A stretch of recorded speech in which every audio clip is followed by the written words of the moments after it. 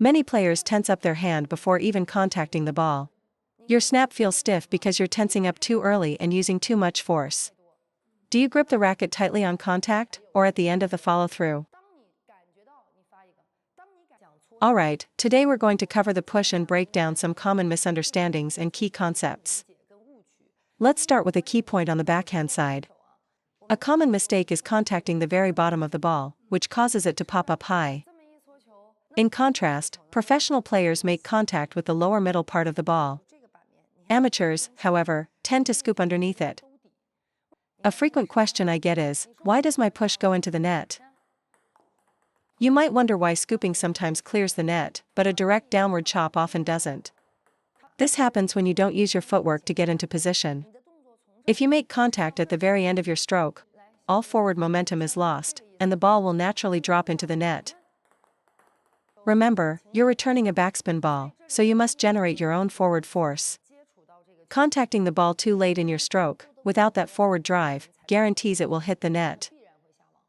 Now, what if I make contact earlier in the stroke's path? Let's watch. See how it easily clears the net? My racket angle is still open and I'm pushing downwards, but the ball stays out of the net. If you let the ball get too far away and make contact out here, away from your body, you're much more likely to hit the net. To compensate, many players will add a lifting or shoveling motion to guide the ball over. This avoids the net, but it's a poor habit.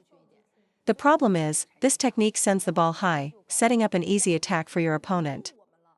So, to ensure your push stays low and clears the net, keep your hand close to the point of contact. For a half-long ball, contact it here. For a long ball, contact it further back but still keep your body close. The principle is simple: the closer you are to the ball, the more stable your push will be and the easier it is to generate quality. Now I can feel why the push is so spinny. It's because I'm accelerating through the second half of the stroke. This brings me to my second point.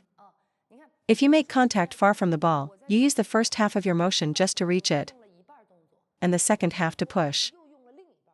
This means you have a very short window to actually apply force. My push, however, involves staying very close to the ball, which allows for maximum late-stage acceleration. Amateur players who rely heavily on pushing can reach a 1800 rating, but it's very difficult for them to break the 2000 mark. So if you're a beginner, you must master the push to properly adapt to backspin rhythm and feel, which is completely different from topspin. For example, if I drop the ball and hit it, do you think I'm using a lot of power? It's very consistent because I'm not sinking with any forward momentum. You're dropping it vertically, while an incoming ball travels horizontally. If the ball were coming forward, you'd be more likely to hit it long. With a vertical drop, no matter how hard you hit, you'll rarely miss. This proves that to generate a heavy chop, you must use late-stage acceleration. The closer you are to the ball, the more concentrated that acceleration will be. The third point I want to share is about using snap or explosive power. When should you use it, and when should you not?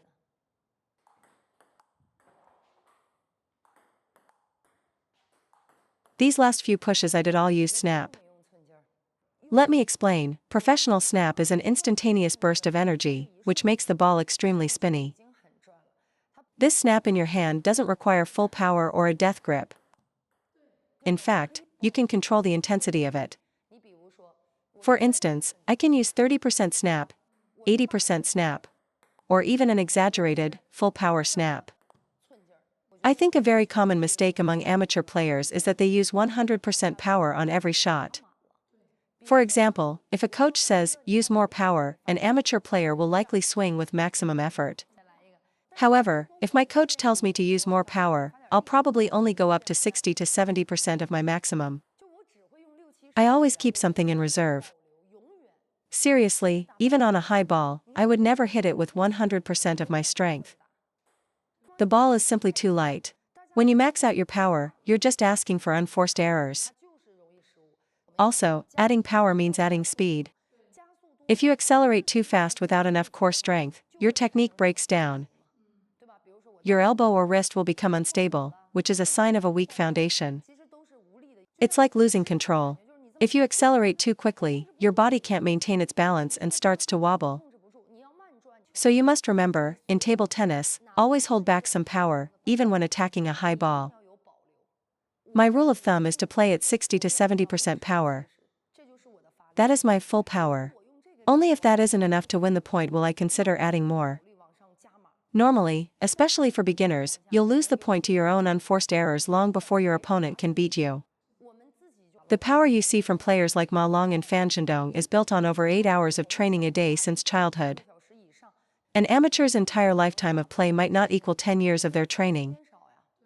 That kind of power requires immense technical and physical conditioning. We professional athletes train with 200+ pound squats and do forearm and wrist exercises with heavy weights. You need that strength foundation, otherwise, even our shots would lack control. Therefore, amateurs should not focus on maximum power. Instead, you should focus on technique and finesse, like varying your pushes between slow, fast, side cut, or a side push. That's why I believe amateur players should focus more on developing their skills and strategy. My father understood this perfectly. Given his age and physique, he spent years mastering his serves, and it paid off. His defense is incredible, most players can't hit through him. He knows that amateurs lose consistency after 2 or 3 loops, especially if you move them side to side. He knows he can't loop from both wings like a pro because his body won't allow it. He has to manage issues like his back, knees, tennis elbow, and shoulder pain. So, he plays smart. His receive is full of variation and soft touch, and his blocking is solid. He only attacks when he has an 80% success rate on the shot. Combined with his lethal serves, this makes him a 2000+ level player. I hope you all can adopt this philosophy. With my level of knowledge, we're qualified to coach provincial teams of 2200 to 2400 level players. So it's more than sufficient for you. Now, back to the push. The use of snap is adjustable. Against a very spinny serve, if you use a hard snap, you'll likely push the ball into the net. So when you feel the incoming ball has heavy spin, you must be soft. Soft doesn't mean just blocking. It means guiding the ball with full control on your racket. Whether I push with 30% speed or 50% speed isn't the point. What's crucial is to avoid any sudden burst of acceleration. A sudden acceleration will cause errors, not just for you, but even for a player at my level. Avoid any sudden jerking motion. The spinnier the ball, the more you need to use a smooth, constant speed. Watch my hand closely. If you start at a speed of 30, maintain 30. If you start at 50, maintain 50. However, if the ball is half spinny or afloat, that's when you can use snap. See? The snap comes out. I'm using about 50% snap here. If I were to demonstrate with 100% snap, even I would make a mistake. So never go for maximum power. As with anything, extremes lead to failure. Next, let's talk about generating explosive power. Many players tense up their hand before even contacting the ball. Your snap feels stiff because you're tensing up too early and using too much force. So, when does the snap actually happen? Do you apply force at the moment of contact, or at the very end of the brushing motion? Do you grip the racket tightly on contact, or at the end of the follow-through? Let's break down the entire process of a table tennis stroke. The first phase must be relaxation. Before contact, you should only be using a 30% grip. Think of it like this: 100% grip, 50% grip, 30% grip. For any stroke, forehand, backhand, serve, or push, your backswing should be done with a relaxed 30% grip. The moment the ball makes contact with your racket, you begin to accelerate, not squeeze the handle. It's not a braking action, and it's not raw force. You start with a 30% grip, and upon contact, you simply accelerate. Don't tighten first and then accelerate. That will slow you down, make your stroke rigid, and result in a flat hit, preventing you from ever feeling the brush. This is also why I don't recommend stiff, fast blades. Old carbon blades were designed for a hitting-dominant game, where stiffness was needed for speed. But today's game, with the 40+ ball and techniques like the banana flick, is all about spin and brushing. So you can't use a stiff blade anymore, it will only encourage flat hitting. When you're facing a spinny ball, if you can only hit it flat, you'll make far more errors. You must fight spin with spin, or hit with hit. Hitting against spin always favors the spinner. So, it's crucial to use a more flexible, elastic blade. So, you start with a 30% grip. At contact, you're still relaxed, maybe tightening slightly, and from there you accelerate rapidly through the shot. And at the very end of that acceleration, you must have a braking action to stop the stroke. Without that braking motion, you'll miss. With it, you gain control and consistency. You have to feel this out for yourself. For my push, do I get the best result stopping here, or here? If I follow through too far, the ball goes long. You need to find the exact stopping point that gives you the most spin, control, and stability. You have to learn your own body. Experiment with where you stop your stroke to find what produces the best quality push for you. That will define your optimal technique. A coach can only give you the general direction, you have to do the thinking and feeling for yourself. So as you practice your push, focus on this feeling, relax, then accelerate. You'll notice my acceleration is actually very effortless and smooth. Relax, then accelerate. So why do I need the braking action at the end?